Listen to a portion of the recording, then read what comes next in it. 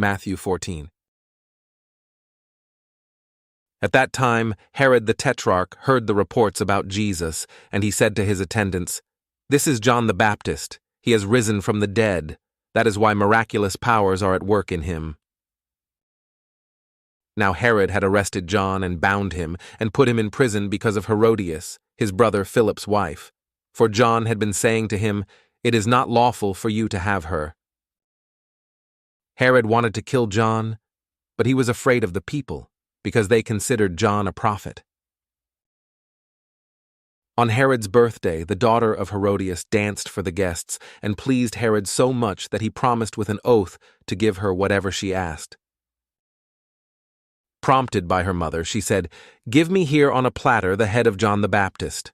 The king was distressed, but because of his oaths and his dinner guests, he ordered that her request be granted and had John beheaded in the prison. His head was brought in on a platter and given to the girl, who carried it to her mother. John's disciples came and took his body and buried it. Then they went and told Jesus. When Jesus heard what had happened, he withdrew by boat privately to a solitary place. Hearing of this, the crowds followed him on foot from the towns. When Jesus landed and saw a large crowd, he had compassion on them and healed their sick. As evening approached, the disciples came to him and said, "This is a remote place, and it's already getting late. Send the crowds away, so they can go to the villages and buy themselves some food."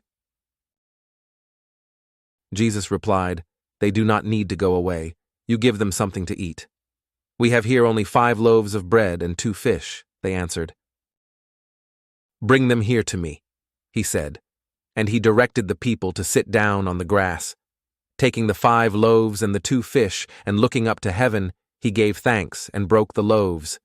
Then he gave them to the disciples, and the disciples gave them to the people. They all ate and were satisfied, and the disciples picked up 12 basketfuls of broken pieces that were left over. The number of those who ate was about 5,000 men, besides women and children. Immediately Jesus made the disciples get into the boat and go on ahead of him to the other side, while he dismissed the crowd. After he had dismissed them, he went up on a mountainside by himself to pray. Later that night, he was there alone, and the boat was already a considerable distance from land, buffeted by the waves because the wind was against it. Shortly before dawn, Jesus went out to them, walking on the lake. When the disciples saw him walking on the lake, they were terrified. "It's a ghost," they said, and cried out in fear.